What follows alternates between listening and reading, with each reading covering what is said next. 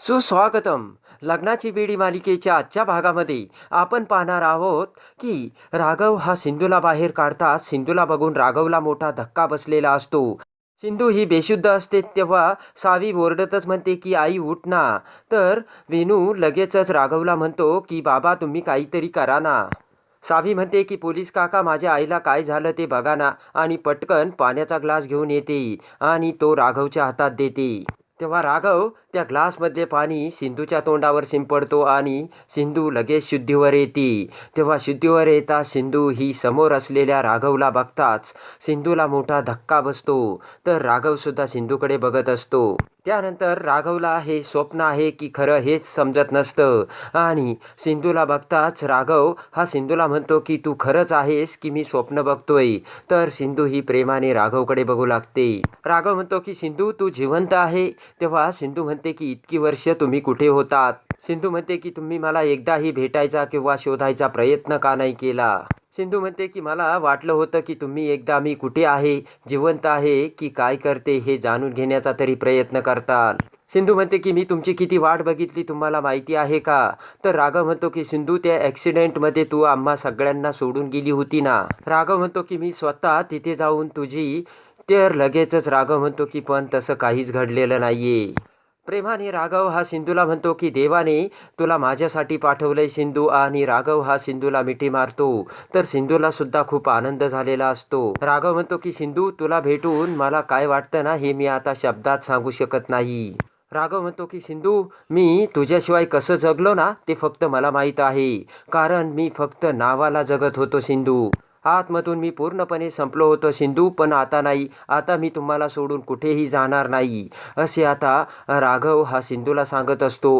पण ज्या वेळेस राघव हा सिंधूकडे बघतो हा सर्व राघवचा भास असतो. राघव म्हणतो की सिंधू पण तू मला एकदाही कॉन्टॅक्ट करण्याचा प्रयत्न का नाही केला आणि घरी का नाही आलीस. तेव्हा राघवच्या हातातील हात सिंधू ही काढून घेते. सिंधू म्हणते की मी परत येण्यासाठी घर सोडून गेले नव्हते. तुम्ही माझा स्वाभिमान दुखावला आणि त्यामुळे मी निघून गेले. कारण त्या दिवशीच मला जाणीव झाली होती मी आणि माझं बाळ सोडून तुम्हाला घरचे सर्वजण महत्त्वाचे आहे, पण मी नाही. त्या दिवशी तुम्ही मला थांबवण्याचा देखील प्रयत्न केला नाही. कदाचित तुमची मला थांबण्याची इच्छाच नव्हती. राघव म्हणतो की सिंधू तू एकटेच ठरून मोकळी झालीस. तर सिंधू म्हणते की जाऊ द्या राघव, या क्षणाची मी आतुरतेने कित्येक वर्षापासून वाट बघत होते.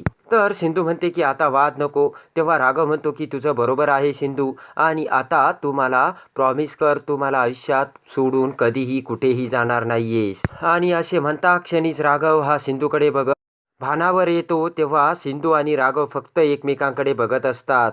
तेवढ्यात सिंधू ही उठून बसते. तर विनू म्हणतो की डॉक्टर काकू हे माझे बाबा आहेत बरं का, मागच्या वेळेस तुमची भेट झाली नव्हती.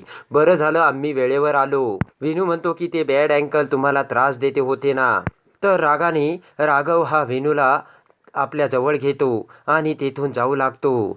तेव्हा राघवकडे बघत सिंधू विचार करते की इतक्या दिवसात सुद्धा तुमचा इगो थोडाही कमी झाला नाही राघव, आणि तुम्ही आहे तसेच आहात. तर विनू म्हणतो की बाबा आपण कुठे चाललोय.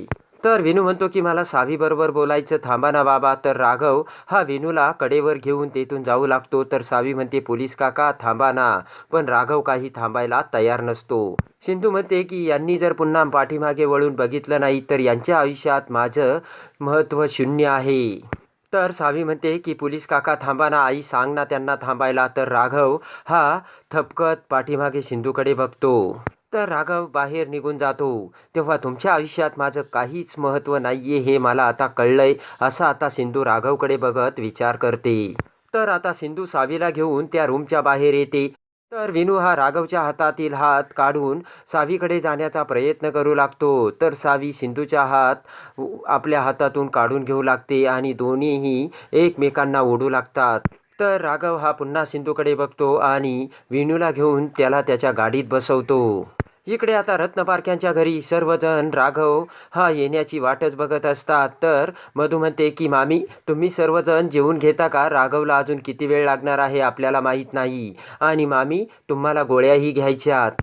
तर काकू म्हणते की नाही, आपण राघव येण्याची वाट बघूया आणि उरलेले विधी करून मग नंतरच जेवूया. रेश्मा म्हणते की अहो बिचारी राणीवहिनी, त्यांच्या आयुष्याला तर ग्रहणच लागलंय.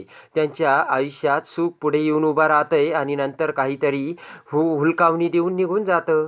रेश्मा म्हणते की ती सिंधू होती तेव्हाही राणीवहिनीला असाच त्रास होत होता.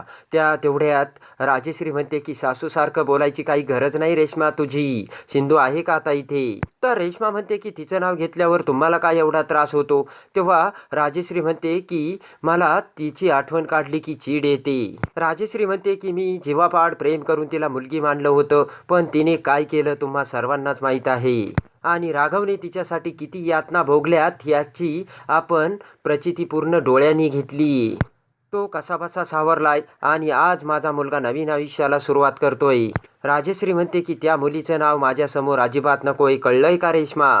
त्यानंतर राघव हा घरी येतो आणि बेडरूममध्ये झोपलेला असतो. राघव हा फक्त सिंधूच्या आठवणीत हरवलेला असतो. तेवढ्यात राजेश्री राघवला जेवण घेऊन येते आणि म्हणते की राघव चल बरं जेवून घे, अजून किती दिवस आठवणीत झुरणार आहेस तू? राजेश्री म्हणते की सिंधूला जाऊन 1 वर्ष झालंय आणि तू स्वतःची काय अवस्था करून घेतली ते बघ जरा. तेव्हा राघव उठून बसतो. तर राघव म्हणतो की मला जगायचंच नाही आणि राजेश्रीच्या मांडीवरती डोके ठेवून रडू लागतो. तेव्हा राजेश्री रडतच म्हणते की राघव असं बोलू नकोस रे, तुझे बाबा आम्हा सर्वांना तुझी गरज आहे. आणि आता हे राघवचे सर्व बोलणे राजेश्रीच्या डोळ्यासमोर येत असते. कारण सिंधू गेल्यावर राघवने किती त्रास काढला, त्यामुळे राजेश्रीला आता सिंधूची चीड येत असते.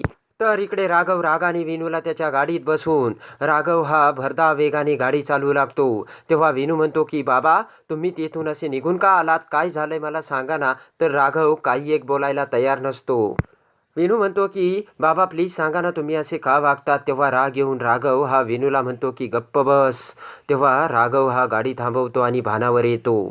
इकडे सावी ही सिंधूला म्हणते की त्या दोघांनी आपल्याला इतकी हेल्प केली, मला पोलीस काका आणि वेणूसोबत तू बोलूनही नाही दिलं आणि इकडे घेऊन आलीस का? सावी म्हणते की आणि तू त्यांच्याशी असं का वागते? तेव्हा राघव कसा रागाने वेणूला घेऊन गेला हे सर्व आता सिंधूच्या डोळ्यासमोर येते. त्यानंतर इकडे राघव सुद्धा गाडी थांबून गाडीच्या बाहेर उतरतो आणि आपण सिंधू समोरून कसे निघून आलो वेणूला घेऊन हे सर्व आता राघवच्या डोळ्यासमोर येते. तेवढ्या तिकडे पोलिसांच्या ताब्यातून गुलाबराव सुटलेला असतो आणि लगेचच गुलाबराव हा राघवला पकडतो.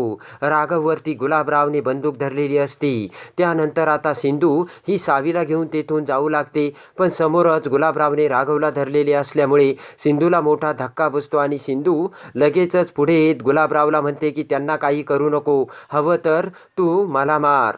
तर लगेचच राघव आणि गुलाबराव यांची झटापट सुरू होते आणि त्या झटापटीत गुलाबरावच्या हातातील बंदुकीची गोळी ही राघवला लागते आणि राघव गोळी लागताच त्याच्या पोटातून रक्त येऊ लागते आणि सिंधू राघवला गोळी लागल्याचे बघते. तेव्हा आज सिंधूसाठी राघवने त्याच्या अंगावरती गोळी झेललेली असते आणि सिंधूवरचे पुन्हा एकदा प्रेम दाखवलेले असते आणि सिंधूच्या प्रेमाच्या परीक्षेत राघव हा पास झालेला असतो. तेव्हा आता राघव आणि सिंधू कसे एकत्र येतात हे बघण्यासाठी आणि लग्नाची बेडी मालिकेच्या डेली अपडेटसाठी आपल्या चॅनलला लाईक करा, सबस्क्राईब करा.